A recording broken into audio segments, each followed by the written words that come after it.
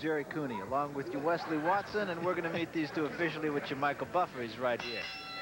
And now, ladies and gentlemen, let me introduce to you first, fighting out of the red corner in this special exhibition bout. This young man has a professional record of 15-2. He's from Fayetteville, North Carolina. He's scored 11 KOs in his pro career, and on January 15th, he'll be facing former Olympic champion Merciless Ray Mercer. Let's have a hand for Wesley Watson. Now, we just saw Big George Foreman, former heavyweight champion of the world, and on January 15th, he'll be meeting this gentleman. Fighting out of the blue corner, he's from Huntington, New York, 28 victories as a professional, 24 by KO, against only 2 defeats. Ladies and gentlemen, Gerry Cooney.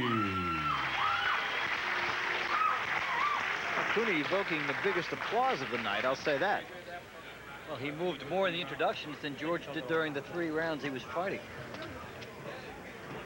Again, I say don't expect much here either. This is strictly a case of sell a couple of tickets if you can, show the public that you're in reasonably fit form, and don't leave anything in a ring here. The one variable is this could become more action-packed and has more of a chance to get out of control in Foreman's, because these guys are regular sparring partners. Cooney and Watson had a real live closed-doors fight up in Pennsylvania last month. Watson getting a chance to fight Merciless Ray Mercer, who in all honesty hasn't been merciless lately.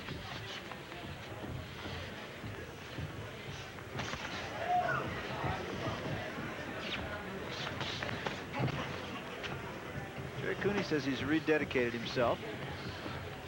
And as we mentioned earlier, you know, if looks win fights, he looks pretty good. And he looks lighter and definitely more nimble, quicker, good sense of the ring. And working with Gil Clancy this time around, and so he's got a guy who knows from whence he speaks in his corner.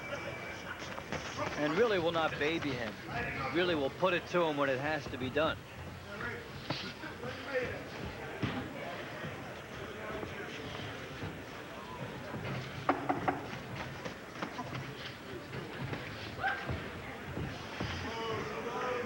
January 15th, you really have the idea it's going to be a matter of who can get who out of there. You want to sit or you want to stand? Good, you got to get out of the way, champ. We're working out. Gerry. Just box. Just box. You're looking really good. You're using everything you got to use. Just move around, okay? That's all. You understand? Can't do better than that.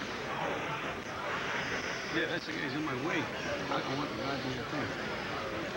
Cameraman taking a couple of shots there. Same thing, just move around, stay off the ropes.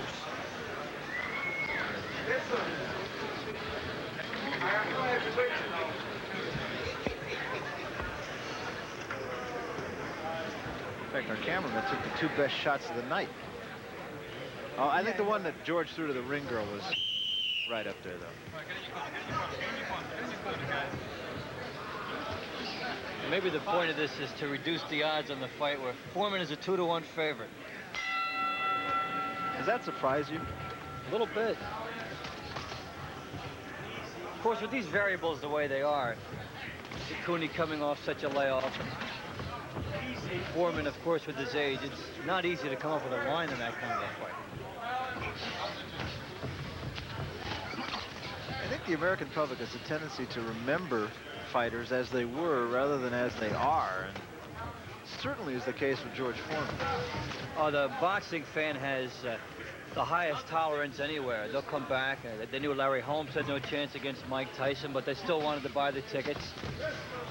They knew Ali had no chance against Holmes. They still wanted to buy the tickets and see their heroes.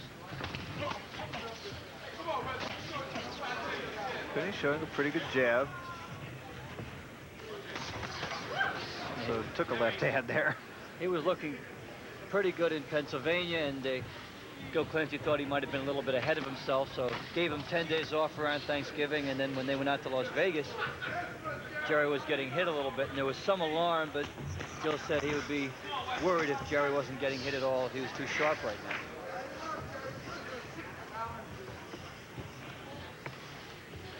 And the man he's fighting, Wesley Watson, with only 2 professional losses, 15 wins. And again, this business for Watson, too, because he does, as we said, have a fight with Ray Mercer coming up. For him, it's really a showcase. He's got to take it as seriously as it can be done. Wesley Watson from Fayetteville, North Carolina, and Gerry Cooney from Herndon, New York, the number 15th, right here in Caesars, Atlantic City.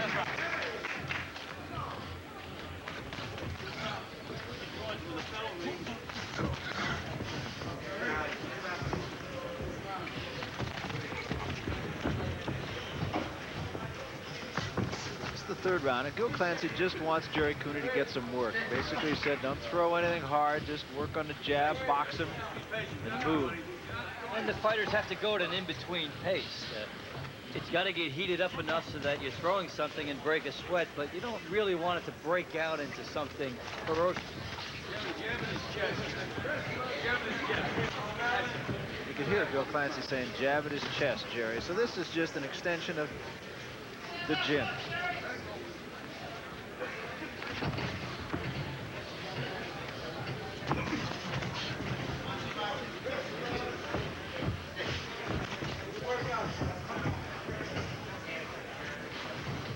These guys will know each other's styles before they go their separate ways. And they've been at it a long time, and that is somewhat rare for two sparring partners to be together and work that regularly. It's hard, I would think, to find a sparring partner who really physically resembles George Foreman. And of course, coming up, our main event here tonight, and this one is for real, Matthew Hilton, Fermin Chirino. So this one is history. And again, as we said, if looks win fights, then Gerry Cooney's just fine, thank you very much. But we both know that they don't necessarily win fights. So when we come back,